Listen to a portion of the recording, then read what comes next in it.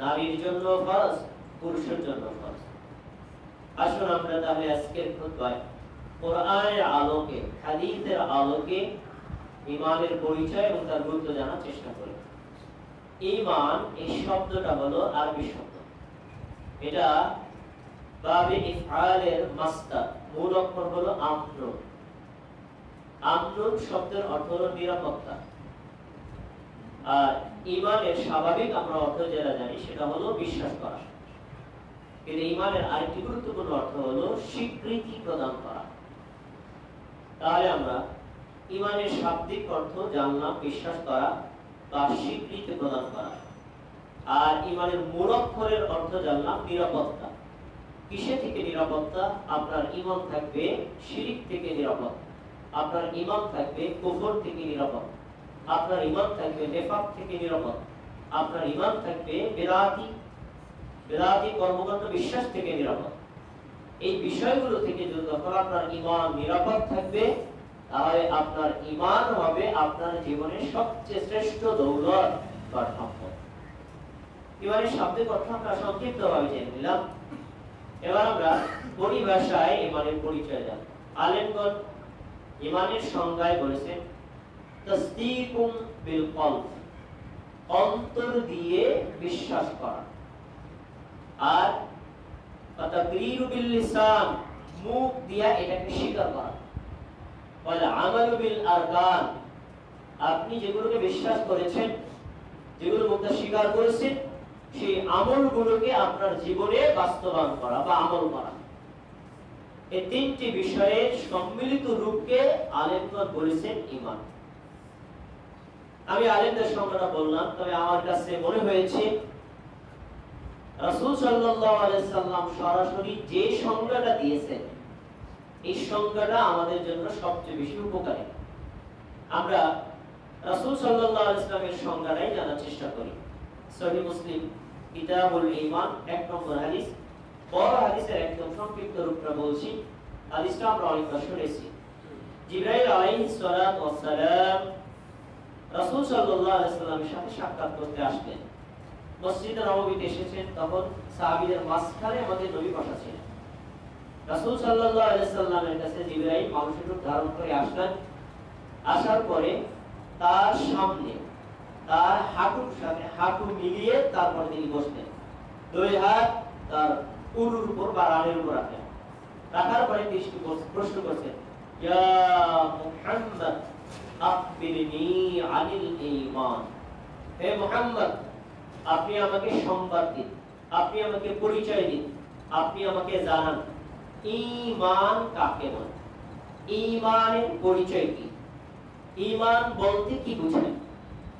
এই প্রশ্ন করেছেন জিবরাইল আলাইহিস সালাতু ওয়াস সালাম মানুষের রূপ ধারণ করে। যখন প্রশ্ন করেছেন তখন নবী সাল্লাল্লাহু আলাইহি ওয়াসাল্লাম নিজেও তার পরিচয় জানেন না, উপস্থিত সাহাবীরা তার পরিচয় জানেন না। কিন্তু যখন চলে গেছেন তখন আমাদের নবী জানছেন এবং সাহাবীদেরকে জানালেন। বড় হাদিস সংক্ষিপ্তভাবে বললাম। এখন যখন তাকে প্রশ্ন করেছেন তখন আমাদের নবী সাল্লাল্লাহু আলাইহি ওয়াসাল্লাম ঈমানের যে পরিচয়টা দিয়েছেন এই পরিচয় হলো সবচেয়ে বেশি গুরুত্বপূর্ণ এবং এই ঈমানের এই পরিচয়টা হলো সবচেয়ে পারফেক্ট। আসুন তিনি কি বলেছেন?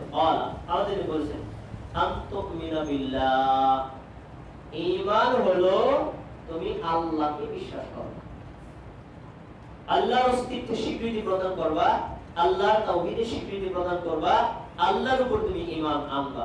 আল্লাহর উপর যিনি ঈমান আনেন তাকে বলা হয় আস্তিক, আল্লাহর উপর যিনি ঈমান আনেন না তাকে বলা হয় নাস্তিক। তার মানে তোমাকে নাস্তিক হওয়ার আর কোনো সুযোগ নাই, তোমাকে আস্তিক হতে হবে, আল্লাহর উপর আস্থা পোষণ করতে হবে প্রথম। তারপরে তিনি বললেন ওয়া মালাইকাতিহি, আল্লাহ তাআলার ফেরেশতারা আছেন, তুমি আল্লাহর যত ফেরেশতারা আছেন চোখে দেখো অথবা নাই দেখো, সংখ্যা পরিমাণ জানো অথবা নাই জানো, আল্লাহ তাআলা ফেরেশতা বলতে একটা জাতি সৃষ্টি করেছেন, ওই জাতির উপর তুমি ঈমান আনবা। দুই নম্বর ওয়া কুতুবিহি, আল্লাহ রাব্বুল আলামিন প্রায় লক্ষাধিক নবী এবং রাসূলদেরকে পাঠিয়েছেন মানব জাতির হেদায়েতের জন্য, তাওহীদের দিশা দেওয়ার জন্য। এই নবীদেরকে তিনি পাঠাইছেন আল্লাহর কিতাব দিয়ে, যেগুলোকে বলা হয় আসমানি কিতাব, তাওরাত, ইনজিল, জাবুর, সহিফা, কোরআন আর অন্যান্য যেগুলো আছে, এগুলোর উপর তুমি ঈমান আনবা। অরসুলিহি, এবং শুধুমাত্র আল্লাহর দেওয়া কিতাব না, আল্লাহ যত নবী পাঠিয়েছেন, যত রাসূল পাঠিয়েছেন, তুমি জানো অথবা না জানো, সবার উপরে তুমি ঈমান আনবা। এরপরে ওয়াল ইয়াউমিল আখির, তুমি পরকালকে বিশ্বাস করবা। মৃত্যুর পরে পুনরায় জীবিত হতে হবে, মানুষের ভালো মন্দের শাস্তি শান্তির বিচার হবে, পুরস্কার প্রদান করা হবে, এর উপর তুমি ঈমান আনবা। সবশেষে 6 নম্বরে তিনি বলেছেন অতুমিনা বিল কদরি খাইরিহি ওয়া শাররিহি, তুমি বিশ্বাস করবা তোমার তাকদীরে ভালো থাকতে পারে, তোমার তাকদীরে খারাপও থাকতে পারে, ভালো থাকুক আর খারাপ থাকুক, এটা আল্লাহর লিখন, এটা তাকদীর, এর উপর ঈমান তুমি আনবা। যখন নবী সাল্লাল্লাহু আলাইহি ওয়াসাল্লাম ঈমানের পরিচয় দিতে গিয়ে এই 6টা বিষয় বলেছেন, আল্লাহর উপর ঈমান, ফেরেশতাদের উপর ঈমান, নবী রাসূলদের উপর ঈমান, আসমানি কিতাবের উপর ঈমান, আখিরাতের উপর ঈমান এবং তাকদীরে ভালো মন্দের উপর ঈমান, এই 6টি বিষয়ে যখন তিনি বলেছেন, তখন ওই যে প্রশ্নকারী জিবরাইল আলাইহিস সালাতু ওয়াস সালাম তিনি বলছেন ক্বালা সাদাকাতা মুহাম্মদ সাল্লাল্লাহু আলাইহি ওয়াসাল্লাম, আপনি সঠিক উত্তর দিয়েছেন, বলেন সুবহানাল্লাহ। আমি বড় হাদিসের সংক্ষিপ্ত রূপ শুধু একটা অংশ শোনাইলাম, কারণ আমার আলোচ্য বিষয় হলো ঈমানই জন্য। আমরা এখান থেকে যে জিনিসটা পাই, দেখেন সব সাহাবীরা বসা, রাসূল সাল্লাল্লাহু আলাইহি ওয়াসাল্লাম বসা, জিবরাইল মানুষের রূপ ধারণ করে আসলেন, আসার পরে আমাদের নবীকে প্রশ্ন করলেন, নবী উত্তর দিলেন, উত্তর পাওয়ার পরে জিবরাইল বলছেন আপনি ঠিক করেছেন। তাহলে নবীর উত্তরটা কি সঠিক ছিল না ভুল ছিল? আচ্ছা, এই যে তিনি উত্তরটা দিয়েছেন, তিনি নিজের থেকে দিয়েছেন না আল্লাহর পক্ষ থেকে দিয়েছেন? এটা স্পষ্ট প্রমাণিত, কারণ জিবরাইলকে যখন প্রশ্ন আল্লাহ শিখায় দিয়েছেন, উত্তরটাও শিখায় দিয়েছিলেন। আবার আমাদের নবী মুহাম্মদ সাল্লাল্লাহু আলাইহি ওয়াসাল্লামের অন্তরে আল্লাহ সেই উত্তরটাকে শিখায় দিয়েছেন, যার ফলে তিনি যে উত্তরটা দিয়েছেন আল্লাহ শিখানো উত্তরের সাথে মিলে গেছে। এজন্য তিনি বলেছেন আপনি যা বললেন না আপনার উত্তরটা সঠিক। তাহলে ঈমানের সবচেয়ে শ্রেষ্ঠ সংজ্ঞা হলো এটা, এর উপর আর উত্তম কোন ঈমানের সংজ্ঞা হতে পারে না। আমরা ঈমানের সংজ্ঞা থেকে কি পাই? ঈমানের সংজ্ঞা থেকে 6টি রুকন পেলাম। রুকন মানে ভিত্তি। 6টি ভিত্তি পেলাম। কি? আল্লাহর উপর ঈমান আনতে হবে, ফেরেশতাদের উপর ঈমান আনতে হবে, নবী রাসূলদের উপর ঈমান আনতে হবে, আর আসমানি কিতাব সমূহের উপর ঈমান আনতে হবে, আখিরাতের উপর ঈমান আনতে হবে, আর আমাদের তাকদীরে আল্লাহ ভালো রাখতে পারেন, খারাপও রাখতে পারেন, যেভাবে আল্লাহ তাআলা রেখেছেন সেটার উপর বিশ্বাস করা। এই 6টি হলো ঈমানের রুকন। এই 6টি বিষয়ের উপর বিনা সন্দেহে, বিনা সংকোচে যেই নারী, যেই পুরুষ অন্তরে বিশ্বাস করে, মুক্তি স্বীকৃতি প্রদান করে এবং সেগুলো আমলে বাস্তবায়ন করার চেষ্টা করে, এই ব্যক্তিকেই বলা হয় মুমিন। বংশগতভাবে জন্ম নিলে মুমিন হওয়া যায় না। বাপ দাদা পূর্বপুরুষ মুসলিম ছিলেন সেই জন্য মুসলিম হওয়া যাবে না। বাপ দাদা পূর্বপুরুষ মুমিন ছিলেন সেই জন্য আমি মুমিন, এভাবে মুমিন হওয়া যাবে না। বরং এই 6টি আরকান, ঈমানের পরিচয়, ঈমানের রুকন, প্রত্যেকটার উপর বিনা সন্দেহে, বিনা সংকোচে ঈমান থাকতে হবে এবং সকল ধরনের সন্দেহ থেকে মুক্ত থেকে এর উপর আমল করে যেতে হবে। এই কাজ করেন যিনি, এই বিশ্বাস পোষণ করেন যিনি, এটাকে স্বীকৃতি প্রদান করেন যিনি, তাকেই বলা হয় মুমিন। আমরা ধরে কি জানলাম? ঈমানের পারিভাষিক পরিচয়। আসুন এবার আমরা একটু ঈমানের ফজিলত জানার চেষ্টা করব।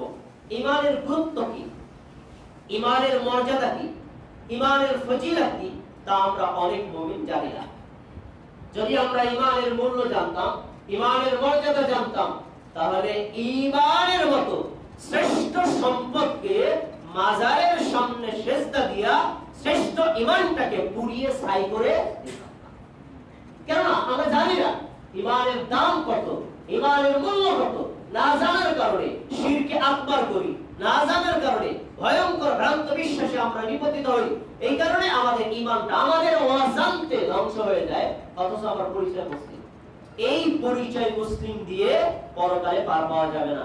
আপনার শ্রেষ্ঠ ঈমানের মর্যাদা জানতে হবে এবং এই ঈমানটাকে সংরক্ষণের সর্বোচ্চ চেষ্টা আপনাকে ব্যক্তিগতভাবে করতে হবে।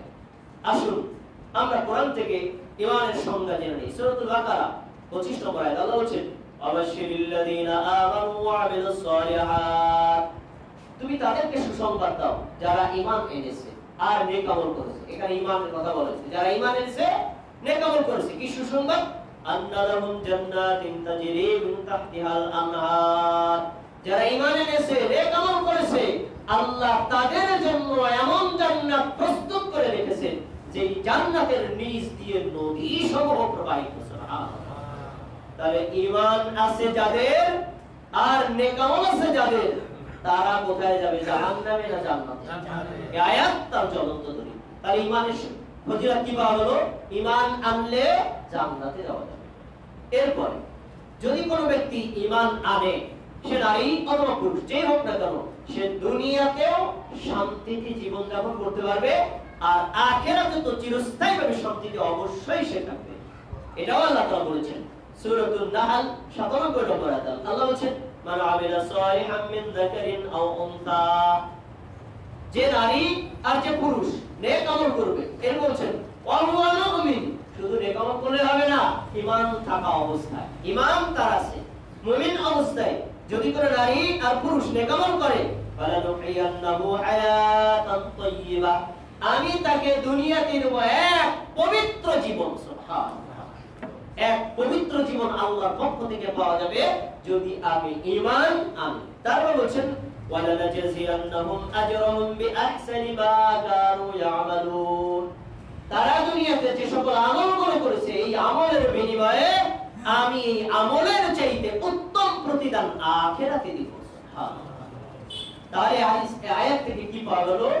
ঈমান আনলে দুনিয়ার জীবনেও আপনি পবিত্র এবং আল্লাহর পক্ষ থেকে রহমত, মাগফিরাত এবং রহমতের শান্তি আপনি পাবেন, আর আখিরাতে শান্তি তো আছে। এরপরে যদি শুধু পার্সোনাল সামষ্টিকভাবে কেউ ঈমান আমি ঈমান আনছি হবে না, আমিও ঈমান আনলাম, আপনিও ঈমান আনলেন, আমাদের এলাকায় সবাই ঈমান আনলো, ঈমানের উপর অটল থাকতো, শিরক থেকে বিরত থাকলো, কুফর থেকে বিরত থাকলো, তাওহীদের উপর অটল থাকলো, এরকম যদি থাকে, যেই এলাকার লোকেরা সমষ্টিকভাবে ঈমান আনবে ওই এলাকার উপর আল্লাহর পক্ষ থেকে অবিরাম ধারায় বারাকাত অবতীর্ণ হবে। সুবহানাল্লাহ। আছে কোথায়? সূরা আ'রাফ 96 নম্বর আয়াত আল্লাহ বলেন ওয়ালাউ আন্না আহলাল কুরা আমানু ওয়াত্তাকাউ, যদি কোন জনপদের লোকেরা, যদি কোন এলাকার লোকেরা, যদি কোন দেশের লোকেরা, যদি কোন স্থানের লোকেরা ঈমান আনে আর আল্লাহকে ভয় করে, লাফাতাহনা আলাইহিম বারাকাতিন মিনাস সামা, আমি আল্লাহ তাদের জন্য আসমানের বরকতের দরজা খুলে দেব। সুবহানাল্লাহ। আসমান থেকে অবিরাম ধারায় তাদের উপর বরকত অবতীর্ণ হবে। তারপরে বলছেন ওয়াল আরদি, অনুরূপভাবে জমিনের বরকত আমি তাদের জন্য খুলে দেব। ওয়ালাকিন কাযাবু ফাআখাযনাহুম বিমা কানু ইয়াকসিবুন, অথচ জনপদের অধিকাংশ মানুষ আল্লাহর উপর ঈমান আনে না, এর ফলে তাদের জন্য তারা যে উপার্জন করেছে পরকালে রয়েছে কঠিন শাস্তি। তারপরে পার্সোনাল ভাবে যদি কেউ ঈমানের উপর অটল থাকে, সবাইকে চেষ্টা করবো দাওয়াত দেওয়ার, কেউ মানে না, কিন্তু আমি কি ঈমান ছেড়ে দেব না, আমিও ঈমানের উপর অটল থাকবো, কখনো হতাশ হওয়া যাবে না। দেখেন আল্লাহ কি বলছেন সূরা আলে ইমরান 137 নম্বর আয়াতে আল্লাহ বলেন ওয়ালা তাহিনু ওয়ালা তাহজানু, তোমরা চিন্তা করো না, হতাশ হয়ে যেও না, নিরাশ হয়ে যেও না, বিতসন্ত্রস্ত হয়েও না, ওয়া আনতুমুল আ'লাউনা ইন কুনতুম মুমিনিন, যদি তোমরা ঈমানদার হও আল্লাহ তোমাদের জন্যই বিজয়ের ব্যবস্থা রেখেছেন। সুবহানাল্লাহ। তাহলে এই আয়াত থেকে স্পষ্ট পাওয়া গেল ঈমানের উপর অটল থাকাটাই হলো সবচেয়ে বড় বিজয়, ঈমান থেকে বিচ্যুত হওয়াটাই হলো সবচেয়ে বড় পরাজয়। আপনি যদি ঈমানের উপর অটল থাকেন, আজ অথবা কাল, টুডে অর টুমরো, একদিন আপনি অবশ্যই সফল হবেন। এজন্য ঈমান থেকে একজন মুমিন কখনো এক চুল পরিমাণও নড়চড় হবে না। এরপরে ঈমান হলো সকল আমল কবুল হওয়ার এবং ওই সকল আমলের নেকি পাওয়ার পূর্ব শর্ত। ছোট্ট একটা উদাহরণ দিই, আমরা শীতকালীন সময় দেখি খেজুর গাছ গাছিরা কাটে, কাটার পরে গাছের ডালগুলো কাটলো, গাছটাকে ছাঁচলো, তারপরে নালি দিল, এরপরে কাটা গাড়লো, তারপরে হাতে হাড়িটা পেতে চলে আসলো, কিন্তু যে লোকটা এত শ্রম দিল, শ্রম দেওয়ার পরে তার যে রস জমা হওয়ার যে পাত্র, এটা যদি নিচে ফুটা থাকে, সকালবেলা কি তিনি রস পাবেন? পাবেন না। তাহলে বোঝা যাচ্ছে এই লোকটা যত শ্রম দিয়েছে, শ্রমের ফলাফল যেই জায়গাটা জমা হবে, এই ফলাফলের পাত্রটাই ছিল ত্রুটিযুক্ত। আমরা এই পাত্রটার সাথে ঈমানকে তুলনা করতে পারি, আর রসটাকে আমলের সাথে তুলনা করতে পারি। আপনি সালাত, সিয়াম, হজ, যাকাত, ফরজ, ওয়াজিব, সুন্নাত, মুস্তাহাব যত আমল করেন, প্রত্যেকটা আমল ঈমানের ভান্ডারে জমা হবে। ঈমান থাকবে না যার, কিয়ামতের দিন আমলও থাকবে না। এখানে আল্লাহ কি বলছেন? আল্লাহ তো বলছেন লাইসাল বিররা আন তুওয়াল্লু উজুহাকুম কিবালাল মাশরিকি ওয়াল মাগরিব। এ মুমিনরা শোনো, কিবলার দিকে ফিরে সালাত আদায় করলেই নাকি পাওয়া যাবে না, অথবা অন্য দিকে ফিরে সালাত আদায় করলেই নাকি পাওয়া যাবে না, আর শুধু সালাত আদায় করলেও নাকি পাওয়া যাবে না। ওয়ালাকিন্নাল বিররা মান আমানা বিল্লাহ। নেকি পাবে সে আল্লাহর উপর ঈমান এনেছে, যে নেকি পাবে না সে ঈমান আনে নাই। তাহলে স্পষ্ট, ঈমানবিহীন আমল আল্লাহর দরবারে কোনো কবুল হবে না। দান কি? এটা কি ভালো কাজ না খারাপ কাজ? বলে অবশ্যই ভালো কাজ। এই পৃথিবীতে সবচেয়ে বেশি দানশীল জাতির নাম হলো নাসারা, খ্রিস্টান জাতি। হাজার হাজার কোটি কোটি ডলার তারা সারা পৃথিবীর মানুষের কল্যাণে অকল্যাণে ব্যয় করে, কিন্তু কল্যাণে যে ব্যয়গুলো করে এর জন্য তো তারা নেকি পাওয়ার কথা, পাবে না কেন? ঈমান নাই। তাহলে আপনি যত আমল করেন, আমল করার আগে আপনার ঈমানের ভান্ডারটাকে শক্তিশালী রাখতে হবে। যদি আপনার ঈমানের ভান্ডার শক্তিশালী থাকে, আমল ছোট হলেও পরকালে গিয়ে এই ভান্ডারে আপনি আপনার আমলগুলো, আমলের নেকিটাও পাবেন। তারপরে আল্লাহ রাব্বুল আলামিন আরো বলেছেন, যদি কোনো ব্যক্তি ঈমান আনে, তাহলে ঈমানের কারণে সে আল্লাহর পক্ষ থেকে পাপ থেকে ক্ষমা পেয়ে যাবে। ঈমান এটাও একটা নেক আমল, ঈমান এটাও একটা নেক আমল, এবং এই নেক আমলের উসিলায় আল্লাহ অগণিত বান্দা-বান্দীকে ক্ষমা করবেন। আসুন আমরা দলিল থেকে জানার চেষ্টা করি। সূরা আলে ইমরান 193 নম্বর আয়াত, আল্লাহ রাব্বুল আলামিন মুমিনদের দোয়া আমাদের সামনে তুলে ধরেছেন। মুমিনরা দোয়া করেছেন, দোয়ার ভাষাগুলো সেটা আমাদেরকে শুনিয়েছে। তিনি বলেন, রব্বানা ইন্নানা সামি'না মুনাদিয়ান ইউনাদি লিল ঈমান। হে আমাদের রব, আপনার পক্ষ থেকে আমাদের কাছে একজন দাঈ এসেছিলেন, মানে একজন নবী, একজন রাসূল বা তার একজন প্রতিনিধি এসেছেন। তারা দাওয়াত দিয়েছেন, তিনি দাওয়াত দিয়েছেন আল্লাহর তাওহীদের দিকে, নবীর রিসালাতের দিকে, পরকালের দিকে, আখিরাতের দিকে, ইসলামের দিকে, ঈমানের দিকে। তো দাওয়াত দিয়েছেন না, তখন তারা বলছেন, এই যিনি দাওয়াত দিলেন লিল ঈমান, ঈমানের জন্য, আন আমিনু বিরাব্বিকুম, ওই দাঈ তিনি বলছেন তোমরা তোমাদের রবের উপর ঈমান আনো। এই কথা যখন বলেছেন, তখন আমরা কি বলেছি? ফা আমান্না। হে আল্লাহর প্রতিনিধি, হে আল্লাহর নবী, হে আল্লাহর রাসূল, আপনি যে বললেন ঈমান আনতে, ফা আমান্না, আমরা ঈমান আনলাম। দেখেন, ঈমান আনছি পরে কি বলছেন? ঈমান জানার পরে তারপরে তারা আল্লাহর কাছে বলছেন, ফা আমান্না রব্বানা ফাগফির লানা যুনুবানা। হে আমাদের রব, আমরা যেহেতু ঈমান এনেছি, আপনি ঈমানের কারণে আমাদের পিছনের সব পাপগুলো ক্ষমা করে। তাহলে ঈমান একটা নেক আমল, এবং এই নেক আমলের ওসিলা দিয়ে নিজের পাপের জন্য ক্ষমা পাওয়া যায়। এই পাপের জন্য ক্ষমা পাওয়া যায়, তার প্রমাণস্বরূপ আল্লাহ পূর্ববর্তী ঈমানদারদের দোয়া আমাদের সাথে তুলে দিয়েছে। তাহলে ঈমান পাপ ক্ষমা পাওয়ার একটা বড় মাধ্যম। প্রিয় ভাইরা, তারপরে আল্লাহ রাব্বুল আলামিন তাদের দোয়ারও শব্দ বাড়াইছেন, ওয়াকাফির আন্না সাইয়্যাতিনা, আমাদের ছোট ছোট অপরাধগুলো ক্ষমা করে দিন, ওয়াতাওফানা মা'আল আবরার, আমাদের মৃত্যুকে আপনি নেককারদের সাথে মৃত্যু দান করুন। তারা যেভাবে ঈমান নিয়ে মারা গেছেন, আমরাও যেন ঈমান নিয়ে মারা যেতে পারি, সেই তৌফিক আমাদেরকে দান করুন। এভাবে আল্লাহ রাব্বুল আলামিন আরেকটি আয়াত উল্লেখ করেছেন, সূরা ইউনূস 62 এবং 63 নম্বর আয়াত। ওইখানেও যারা ঈমান আনে, যারা তাকওয়া অবলম্বন করে, তাদের জন্য আলাদা একটা ফজিলতের কথা উল্লেখ করেছেন। আল্লাহ বলেছেন, আলা ইন্না আউলিয়াল্লাহি লা খাউফুন আলাইহিম ওয়া লা হুম ইয়াহজানুন। আলা, সাবধান, তোমরা জেনে রাখো, ইন্না আউলিয়াল্লাহ, যারা আল্লাহর ওলি, যারা আল্লাহর বন্ধু, আল্লাহর অতি নিকটবর্তী জন, তাদের ব্যাপারে তিনি বলছেন, লা খাউফুন, তাদের কোনো ভয় নাই, ওয়ালা হুম ইয়াহজানুন, তাদের কোনো চিন্তাও নাই। এই কথা আল্লাহ রাব্বুল আলামিন বললেন। তাহলে এখানে দুটো জিনিস পাওয়া গেল, যারা আল্লাহর ওলি তারা পরকালে অভয়ের মধ্যে থাকবে, যারা আল্লাহর ওলি তারা পরকালে চিন্তা মুক্ত থাকবে। ভয়টা কি? আল্লাহকে জাহান্নামে দিবেন নাকি জান্নাতে দিবেন? চিন্তাটা কি?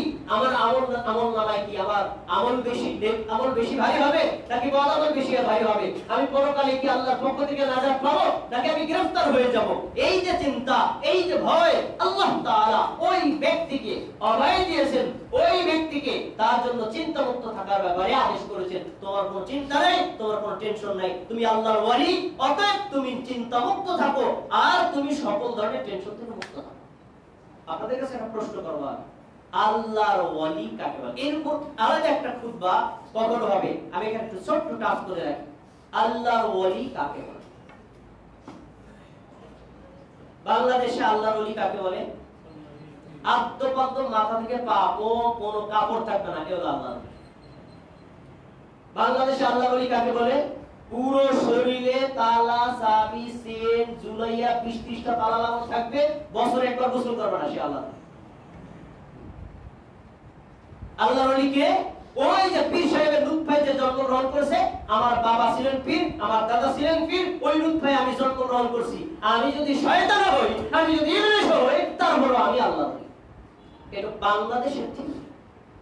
এবার আল্লাহ আল্লাহর ওয়ালিদের পরিচয় বলেছেন, আপনারা কি জানতে আগ্রহী? সবাই খেয়াল করুন, আল্লাহর ওয়ালিদের পরিচয় আল্লাহ বলেছেন, আমি না। আসলে আল্লাহ থেকে জেনে নেই আল্লাহর ওলি কাকে বলে। পরের আয়াত 63 নম্বর আয়াত আল্লাহ বলেন, আল্লাযীনা আমানু ওয়া কানু ইয়াত্তাকুন। আল্লাহর ওলি হলেন তারা, ঈমান আনে যারা। আল্লাহর ওলি হলেন তারা, আল্লাহকে ভয় করে যারা। তার ওলির কয়টা গুণ? কথা বলতে হবে, ওলির কয়টা গুণ? 1 নম্বরে ঈমান আনা, 2 নম্বরে আল্লাহকে ভয় করা। আপনাদের কাছে আমার প্রশ্ন, এখানে যে কয়জন লোক আছেন, আপনারা কি আল্লাহর উপর ঈমান এনেছেন না আনেন নাই? আপনারা কি আল্লাহকে ভয় করেন নাকি করেন? আপনারা সবাই আল্লাহর ওলি বলেন আলহামদুলিল্লাহ। ইসলামী শরীয়ত আমভাবে সকল মুমিনকে, সকল মুসলিমকে আল্লাহর ওলি বলেছে, আর আমরা স্পেশালি ল্যাংটা বাবারে আল্লাহর ওলি বানাই দিয়েছি। এটা হলো আমাদের সিদ্ধান্ত। এখন প্রশ্ন হলো, একজন ব্যক্তিরা আলাদা আল্লাহর ওলি বিশ্বাস করে, সমস্যা কি? সমস্যা এই জায়গায়, পীর বয়স 26 বছর আর মুরিদের বয়স 72 বছর। 72 বছরের বয়স্ক লোকটা পীর সাহেবের পাও টিপতেছে। এই হলো আমাদের আল্লাহর ওলি বিশ্বাসের ত্রুটি। ইসলাম এগুলো শিক্ষা দেয় না। অতএব আপনাকে জানতে হবে আল্লাহর ওলিকে, আল্লাহর উপর ঈমান আনে যে, আল্লাহর ওলিকে আল্লাহকে ভয় করে যে। অতএব এই ব্যক্তি সাধারণ শিক্ষিত হতে পারে, আলেম হতে পারে, পীর হতে পারে, মুরিদ হতে পারে, একজন মুসলিম হতে পারে। যে ব্যক্তি আল্লাহকে বিশ্বাস করে, যে ব্যক্তি আল্লাহকে ভয় করে, যার ঈমান যত বেশি, যার আল্লাহর ভয় যত বেশি, সে আল্লাহর কাছে ওলির দরজাও তার তত সুবহানাল্লাহ। এক্ষেত্রে আমি একা এখানে আল্লাহর ওলি না, আপনারা সবাই আল্লাহ। প্রত্যেক মুমিন, কুল্লু মুমিনিন ওয়ালিউল্লাহ, প্রত্যেক আল্লাহর বান্দা যিনি আল্লাহকে বিশ্বাস করেন তিনি আল্লাহর ওলি। তাহলে সবাই যদি আল্লাহর ওলি হয়, কে কার পাও টিপবে, কে কার কবর দোয়াবানি খাবে? কেউ কার কবর দোয়াবানি খাবে না, শিরকের কোনো অস্তিত্ব থাকবে না। অতএব আল্লাহ যেভাবে বলেছেন ওভাবে বিশ্বাস করতে হবে। ডিসপ্লেস করলে আপনি ভুল পথে চলে যাবেন। প্রিয় ভাইরা, ঈমানের গুরুত্ব সম্পর্কে আল্লাহ তাআলা কোরআনে অনেক আয়াত উল্লেখ করেছেন। সিরিজ ভাবে বললে কয়েক খুতবা শুধু আয়াতের অনুবাদ করা যাবে, ব্যাখ্যা পরে। অনুরূপভাবে হাদিস যদি বলি তাতে অনেক সময় চলে যাবে। আমি এখন লাস্ট একটা পয়েন্ট বলবো। আজকে যারা খুতবা শুনতে এসেছেন, আপনার আমার এই পয়েন্টটা যদি মনে থাকে, আজকের খুতবা শোনা আপনার জীবনের সফল। আমার এই খুতবার এই পয়েন্টটার সময় কেউ অন্যদিকে কোনো মনোযোগ হবে না, আমাদের তাকে কথা শুনতে হবে। ঈমানের দাম কত, ঈমানের মূল্য কত, ঈমানের গুরুত্ব কত, আপনাকে আমি মাত্র একটা আয়াত দিব আর একটা হাদিস দিব। আয়াত আর হাদিস থেকে যে শিক্ষাটা পাওয়া যায়, একজন মানুষের জীবনে ঈমানের গুরুত্ব বোঝার জন্য মাত্র একটা আয়াত আর একটা হাদিস যথেষ্ট। আসুন আমি আয়াতটা আপনার সামনে পেশ করছি। সূরা আলে ইমরান 91 নম্বর আয়াত। আল্লাহ রাব্বুল আলামিন বলেন, ইন্নাল্লাযীনা কাফারু, নিশ্চয়ই যারা কুফরি করেছে, ওয়ামাতু আহুম কুফার, কাফের অবস্থায় মরণ হয়েছে। ফালাই ইউকবালা মিন আহাদিহিম মিলউল আরদি যাহাবা ওয়ালা ইফতাদা বি, যারা ঈমানবিহীন ভাবে কাফের অবস্থায় মরলো তারা যদি কিয়ামতের দিন আল্লাহর কাছে পুরো পৃথিবী ভর্তি স্বর্ণ আল্লাহকে দেয়। সবাই কি আমার কথা শুনতেছেন? আমার দিক তাকিয়ে কথা শুনবেন। আমার এই কথাটা আপনার জীবনে সবচেয়ে বেশি উপকার হবে ঈমানের মূল্য বোঝার জন্য। আচ্ছা, এখন আল্লাহ রাব্বুল আলামিনের কাছে সে কি কেন দিল? পুরো পৃথিবী স্বর্ণ দিছে। একজন কাফের দুনিয়াতে ঈমান আনে নাই, ঈমানবিহীন ভাবে মারা গেছে, এই কাফের ব্যক্তি আল্লাহকে পুরো পৃথিবী ভর্তি স্বর্ণ দিল। কেন দিল? আল্লাহ আপনি আমাকে সোনাগুলো নিয়ে জাহান্নামের আগুন থেকে বাঁচান। আমি আয়াত বলার আগে আপনাদের কাছে প্রশ্ন করব, তারপরে আপনার বুঝ আর আল্লাহর বলা একটু পার্থক্য দেখুন। আপনাদের কাছে প্রশ্ন, পুরো পৃথিবী স্বর্ণ যদি একজন কাফের আল্লাহকে দেয় জাহান্নাম থেকে বাঁচার জন্য, আল্লাহ কি তার স্বর্ণ গ্রহণ করে জাহান্নাম থেকে বাঁচাবেন? না। আপনারা সবাই বলেছেন না। এবার আল্লাহর ভাষাটা আমি বলছি, এখানে দুই একজন আলেম আছেন, শব্দটা শুনেন। আল্লাহ বলছেন ফালাইয়াকবালু, নেভার, কখনো না, কোশ্চেন না, কোনোভাবেই না। বলেন আমাদের বলার গুরুত্ব বেশি না আল্লাহর বলার গুরুত্ব বেশি? না মানে কখনো হয়তো হতে পারে। আর আল্লাহ বলছেন কখনোই না, নেভার, কোশ্চেন না, কখনোই তার এই স্বর্ণ গ্রহণ করে জাহান্নাম থেকে রক্ষা করা হবে না। আচ্ছা, আয়াতটা শেষ করলাম। এবার আপনাদের কাছে প্রশ্ন, আপনারা সবাই স্বতঃস্ফূর্তভাবে উত্তর দিবেন। কোন ব্যক্তি যদি ঈমান ছাড়া মারা যায়, পৃথিবী পুরো স্বর্ণ আল্লাহকে দেয় জাহান্নাম থেকে বাঁচার জন্য, আল্লাহ কি তাকে জাহান্নাম থেকে বাঁচাবে? না। আচ্ছা, এবার একটা হাদিস আপনাদের শোনাই, সহিহ বুখারী 22 নম্বর হাদিস। বড় হাদিসের একটা আংশিক শব্দ আপনাদের শোনাচ্ছি। রাসূল সাল্লাল্লাহু আলাইহি সাল্লাম বলেন, যারা জাহান্নামে যাবে তার মধ্যে যাদের সরিষা দানা পরিমাণ ঈমান আছে, ফেরেশতাদেরকে আল্লাহ রাব্বুল আলামিন আদেশ করবেন, আখরিজু মান কানা ফি কলবিহি মিসকাল হাববাতিন মিন খারদালিন ঈমান। ফেরেশতারা জাহান্নামের মধ্যে যাও, যাওয়ার পরে দেখো তার হৃদয়ের মধ্যে, তার কলবের মধ্যে একটা সরিষা দানা পরিমাণ ঈমান আছে। গিয়ে দেখো যার অন্তরের মধ্যে একটা সরিষা দানা পরিমাণ ঈমান আছে, আখরিজু, তাদেরকে তোমরা জাহান্নাম থেকে বের করে আনো। সুবহানাল্লাহ, বের করে আনো। এর মানে কি? লোকটার অন্য কোনো আমল নাই, কিন্তু সরিষা দানা পরিমাণ ঈমান আছে, বের করে আনো। আনো। তারপরে আল্লাহ রাব্বুল আলামিন বলবেন, এই ব্যক্তির উপরে পানি ঢেলে দাও। পানি যখন ঢেলে দিবে, ফায়ামবুতুনা কামা তামবুতুল হামিলু ফিস সাইল। আমরা ইরিদাল খেতে যে ড্রেন দেখেছি, ওই ড্রেন দিয়ে যে পানি চলে, পানি ড্রেন দুই পাশে ভিজে যাওয়ার কারণে ওইখানে ঘাস না লাগাইলো হয় নাকি হয় না? ওই যে দুই পাশে যেভাবে নতুন উদ্ভিদ গাছগুলো গজায় ওঠে, এই মানুষগুলো জাহান্নাম থেকে বের করেছে জ্বলন্ত অঙ্গার অবস্থায়, একদম কালো অঙ্গার হয়ে গেছে। তাদের উপরে যখন ওই পানিগুলো ঢেলে দেওয়া হবে, তারা আবার নতুন করে নবজীবন লাভ করবে। সুবহানাল্লাহ। তারপরে আল্লাহ রাব্বুল আলামিন এদেরকে বলবেন, এই লোকগুলোকে এখন তোমরা জান্নাতের মধ্যে প্রবেশ করায়া দাও। এবার আপনারা হাদিসটা যদি বোঝেন, আমার কাছে উত্তর দেন। বলেন যেই লোকগুলোকে সবার শেষে জাহান্নাম থেকে বের করে এনেছিল, তাদের ঈমানের পরিমাণ ছিল কতটুকু? কতটুকু? আচ্ছা, সরিষা দানা পরিমাণ ঈমান ছিল। দেখেন, সরিষা দানা পরিমাণ ঈমান থাকার কারণে আল্লাহ তাদেরকে একদিন না একদিন বা সবার শেষে হলেও জাহান্নাম থেকে বের করেছেন নাকি করেন? আর আগের আয়াতে বা মিলাদ, যে আয়াতে বলা হলো সমগ্র দুনিয়া পরিমাণ স্বর্ণ দিল, কিন্তু ঈমান দেয় নাই, আল্লাহ তাকে জাহান্নাম থেকে বের করেন নাই। এবার আয়াত আর হাদিস থেকে শিক্ষা শুনে রাখেন। আরে আমাদের উপরে যারা মুমিন ভাইরা, আমার মনোযোগ দিয়ে শুনুন। এই আয়াত আর এই হাদিস প্রমাণ করে সমগ্র পৃথিবীর স্বর্ণের দাম যা, একটা সরিষা দানা পরিমাণ ঈমানের মূল্য তার চাইতে হাজারো লক্ষ কোটি গুণ বেশি না কম। ঈমানের গুরুত্ব বোঝার জন্য একটা আয়াত আর একটা হাদিস একজন মুমিনের জীবনে কি যথেষ্ট হতে পারে না? তাহলে এত বড় সম্পদ, সমগ্র দুনিয়ার পরিমাণ স্বর্ণ পৃথিবীর কারো নাই, সমগ্র দুনিয়ার মালিক কেউ নাই, সমগ্র দুনিয়ার পরিমাণ রাজত্ব কারো নাই। আল্লাহ রাব্বুল আলামিন বলছেন সমগ্র দুনিয়া পরিমাণ স্বর্ণ আল্লাহর কাছে কোনো দাম নাই, কিন্তু একজন বান্দা, একজন বান্দি যদি আল্লাহর কাছে সরিষা দানা পরিমাণ ঈমান নিয়ে যায়, আল্লাহ তাকে জাহান্নাম থেকে মুক্ত করে দিবেন। আল্লাহর কাছে সরিষা দানা পরিমাণ ঈমানের দাম যদি এত হয়, তাহলে বড় ঈমানের দাম কম না বেশি? এবার আমাদের এই শ্রেষ্ঠ ঈমানটাকে সংরক্ষণ করা দরকার আছে না? এই ঈমান আপনি এনেছেন, কিন্তু আপনার ঈমান থেকে আপনি অবশ্যই সংরক্ষণ করবেন, তাহলে আপনি পরকালে ঈমানের বিনিময় পাবেন। কি কি আপনার ঈমানকে ধ্বংস করে সিরিজ আকারে পরবর্তী খুতবাগুলোতে আলোচনা হবে, আমি শিরোনাম বলে দিচ্ছি। ঈমানকে রক্ষা করতে হবে, চারটি বিষয় থেকে বিরত থাকতে হবে। 1 নম্বর, কখনোই কুফরি করা যাবে না। 2 নম্বর, কখনোই শিরক করা যাবে না। 3 নম্বর, কখনোই নেফাকি করা যাবে না। 4 নম্বর, কখনোই বিদআত করা যাবে না।